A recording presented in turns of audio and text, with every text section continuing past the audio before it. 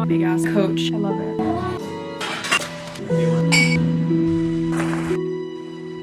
It's really cute. Thank you. I'm gonna need perfect. On that same. No. Excuse me.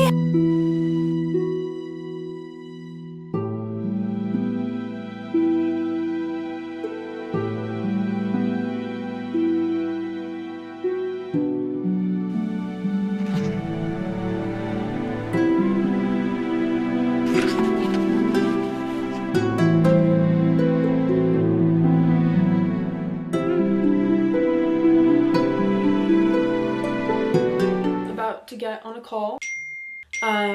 Excuse me.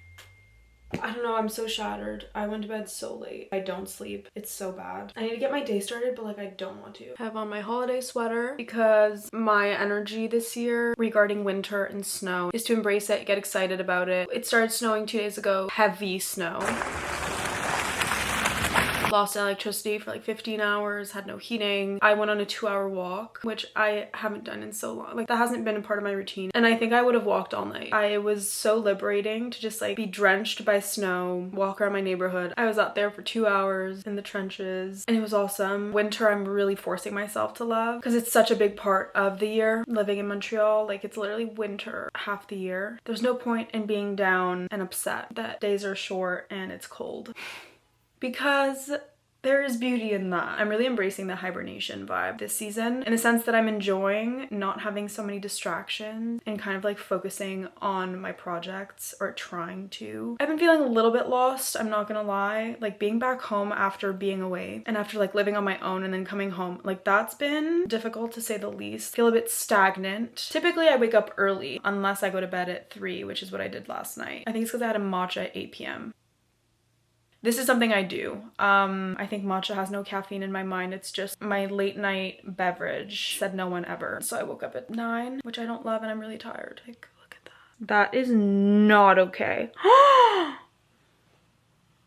That's not okay. I took my everything shower, did my hair care, skincare, and then I had a call. That takes us to 10:42 a.m. I've decided Wednesdays are my Substack posting days. I want it to just be something fun and light. I think with writing, it feels very vulnerable because, first of all, I'm just used to writing in an academic setting. So I'm used to writing a certain type of way and a certain type of paper. It was always research-based, so never really more opinion stuff, never creative writing. You know, I think I just need to find my tone of voice. I reread, and I nitpick at everything. And then I also found a video editor to help me push out more YouTube videos, so I'm gonna go through footage so that we can get the ball rolling on that. Also be consistent on YouTube. These are my 2 like major goals. This is why we're going to a coffee shop. I want to brush up these Substack posts, and then I also want to perfect my London vlog that's going live tomorrow. That is like my favorite video I've ever made because it was the most fun trip of my life. It made me want to move to London. Let's get this show on the road. I've been so happy to be home. I'm so exhausted. No, I have energy. I am energized. I've been home about a month now. I'm getting my shit together, or at least I'm trying. It's titillating out here. It's so weird coming home after being abroad for so long and living with friends. Yeah, the post-grad moving back home is not easy, but it's also so easy. That's the thing. It's really comfortable and it's nice to be around my family and it's nice to just be in my things again. But at the same time, it just feels like I'm taking a massive step back in my life. Like, why am I back in my childhood bedroom right now? How is this progression? But that's a really bad mindset and I need to get over that and just kind of enjoy the process of figuring my shit out. One thing that is a non-negotiable part of my routine: getting ready, leaving my house. Today's one of those days where I'm trying to make myself feel better by like putting on a bit of makeup, putting on a cute outfit. I go to a coffee shop really close to my house, so I don't need to pack my big ass tote, which gives me like the worst shoulder pain of my life. I just carry my laptop and I bring a small bag. This is my Coach Outlet Terry bag. She is so versatile. Basically, she comes with 2 straps. I have it in the shoulder bag because I'm a shoulder bag girl. But if you're looking for a bag with multiple straps, she's your girl. I actually carry the other strap with me in case I have a change of heart. Coach is one of those brands that has a bag for everyone, for every style. This bag specifically is super versatile, but I just think back to even my vintage Coach bags that I will never let go of. They always come back. I have this big pink Coach bag that I got, I don't even know, years ago, and I'm so obsessed with her. Anyways, tangent. This is the bag I reach for when I'm looking for versatility, and this is my favorite, the Coach Outlet Nolita bag. Again, perfect day to night bag. You can wear this in the daytime as much as in the nighttime. It has the Coach monogram all over it, and I love the brown and black combo. It's a small bag that fits a lot. It's a bit unassuming. You might think, can't put that much in here. Wrong. Everything I could ever need on a night out or if I'm running errands. This is the bag I'm taking out for the day. I have my wallet, all my lip products, Buff, one of my favorite lip liners, lip gloss. This is the lip glass, Mimosa Cardamom, best perfume. Hair elastic, my AirPods that literally don't work anymore. I have to charge them every 2 minutes, I swear. This is really important to me. Organic sugar. Too many coffee shops, first of all, only have Splenda.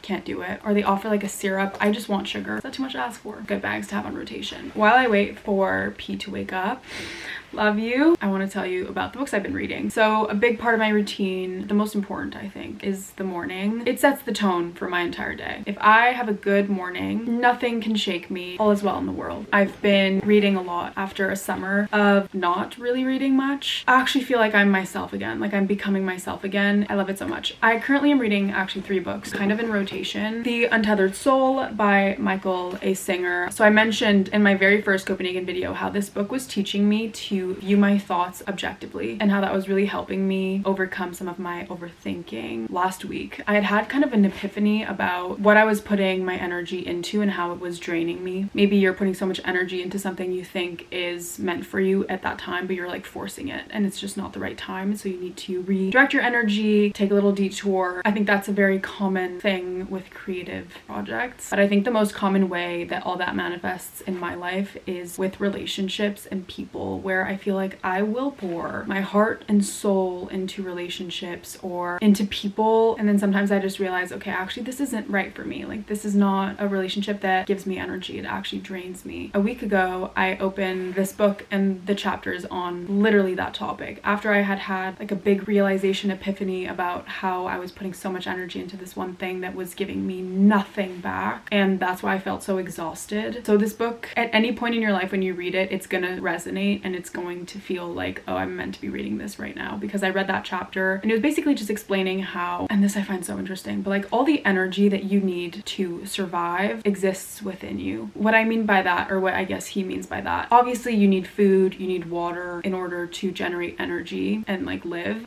But on a deeper level, when you feel like a surge of energy because you, I don't know, got a promotion or you got a text from your crush, these surges of energy, they come from within you. And in the same way, when you're depressed, the complete lack of energy, it feels insurmountable at times. What he says in the book is like, it isn't even about how much food you're eating. That's a separate topic, basically is what he's saying. When we think about actually the energy, all the energy you have, it exists within you already, and it's about you like being able to gain access to it and then use it in a way that feels energizing. It's about you being able to tap into that inner energy and not waste it on reminiscing, clinging, holding on to grudges. And it was just such an interesting chapter. I know I'm probably really not explaining it in the best of ways, which is why you should just get this book for yourself if you're interested in energy and the way your mind works. And like, if you're a spiritual person, which I absolutely am, I feel very connected to myself when I'm like in touch with my spirituality, my energy. When I feel drained, which I felt lately, I felt extremely drained. It makes it harder for me to feel connected to myself. I talked about this a bit in my New York video, but I've just been feeling so exhausted by my travels, yes, but traveling has never made me this tired before. Of course, jumping around and adjusting to places is tiring, but it's also extremely energizing. It depends on where your head's at, and I think my head's just been in a place where I've been giving so much of my mental energy to things that aren't even around me, real, that actually don't really matter. It's a form of overthinking, even if it's reminiscing, things like that. I'm really learning to let go. So this book has been a true help. I'm actually at a chapter right now about fear, changing the mentality that leads you to feel like you're better off avoiding the things that make you scared, facing them head on and learning to let go. You can't read more than a chapter a day because it's very dense. Then I started Kundera, the book of laughter and forgetting. Shout out Allure. I read Kundera for the first time, The Unbearable Lightness of Being, this summer, at the start of the summer, in French, because I had heard he learned French to translate his novel himself. And so I thought that that would be the most accurate translation. But this English he endorses at the end, so I think it's fine. I love the way he writes. Typically, I would say that his titles do reflect the major themes of his novels, at least for The Unbearable Lightness of Being. It's very existential. It's about how you live your life, what you attribute meaning to in relationships, especially who you give your love to. I'm not that deep into it. I'm like 30 pages in. I love that it's a bunch of mini chapters. It's a good motivator for reading. I'm reading Assembly by Natasha Brown. If you're looking for a first book to kind of get you back into reading, I really recommend this one. It's super short. It's written beautifully. So many of my friends are working corporate jobs and I'm so happy for them. It couldn't be further from my reality, and it's interesting to read from the point of view of someone who is working a corporate job but is also questioning why she is and if it's worth it, in a sense, giving your life to your job to live a certain standard of life, talking about health, sexual harassment in the office. It's really about what we attribute value to and what we prioritize in this day and age, and it feels relatable. Even though I'm not in the same situation, there is a relatability about the sentiment for the place that she's in her life and the musings that she's having about whether she's doing the right thing and on the right path and what really matters to her. I love it. Today I'm gonna be writing. Let's make some breakfast. Down fuck my life.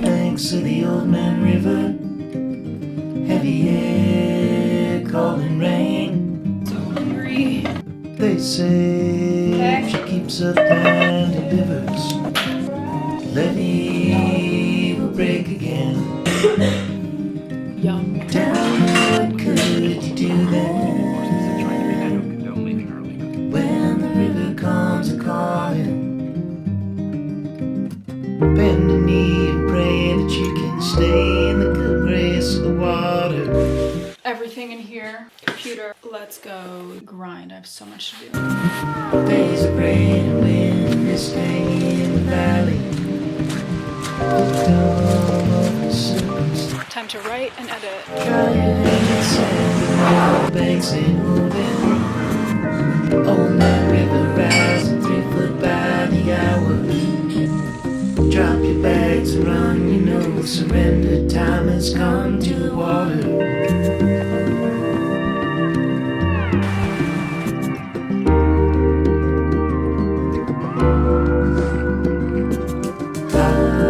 Still waves are lapping on the bridge down, seascaping in England town. Come on children, make a run for higher ground now. Need to be a better influencer. See the fire, hear the siren sound. Surely land will return. Welcome to ma chambre. I finished decorating a bit ago and I think it's really cunt. It's magical. It's meant to be like a cocoon. If I don't feel cozy and if I don't like the decor, I'm not happy. No. But this is happy. This makes winter Like so fun. much more bearable. Takes down on the banks of the Old Man River. Having some broccoli soup. Very wintry. It's amazing what a lip liner will do. You taught me a lot, but not all of what I know. Oh, Ava, I'm giving you so much credit. That's the best part of being a parent is like, oh my God, I don't know everything, and I never thought of it that way. I'm going to Café Alphabet, so they're having an event. Oh, nice. I have a late evening matcha to help with my sleep. Oh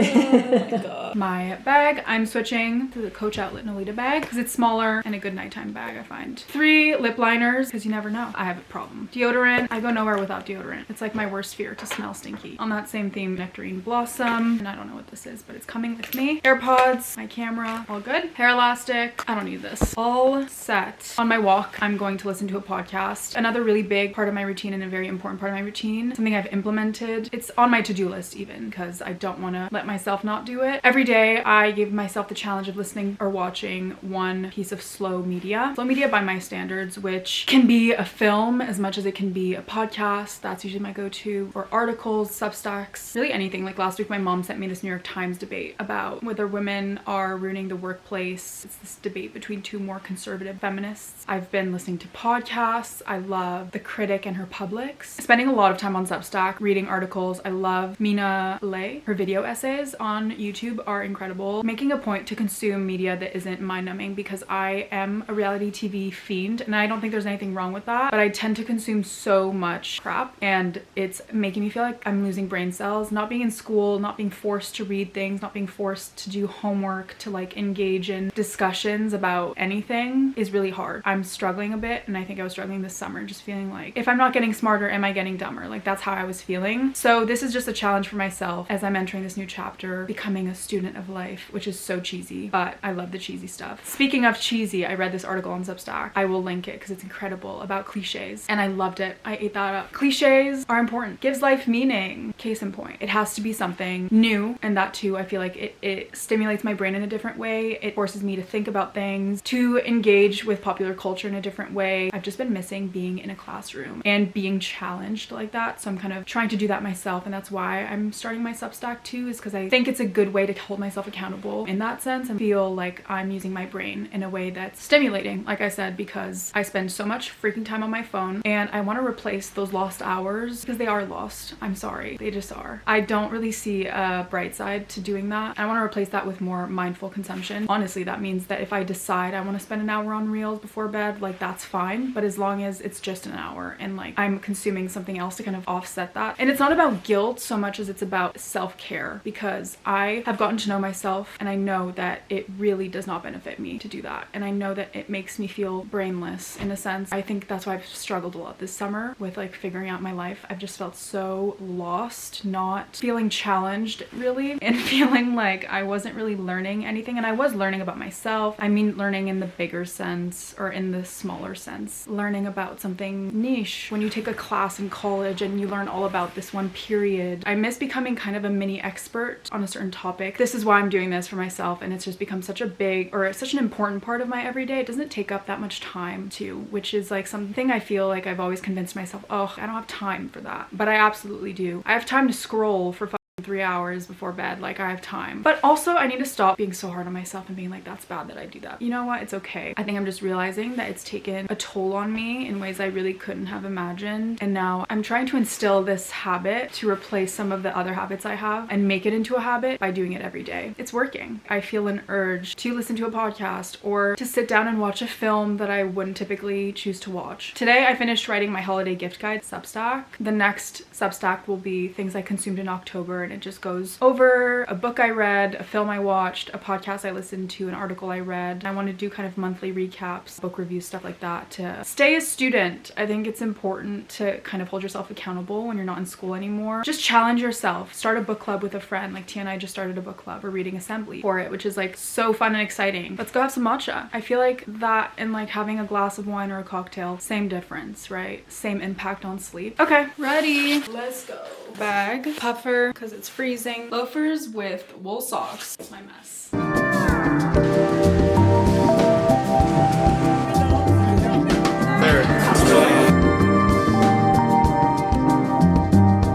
This is my evening snack every single night. I'm obsessed with excuse. My toaster's broken. Desperate times.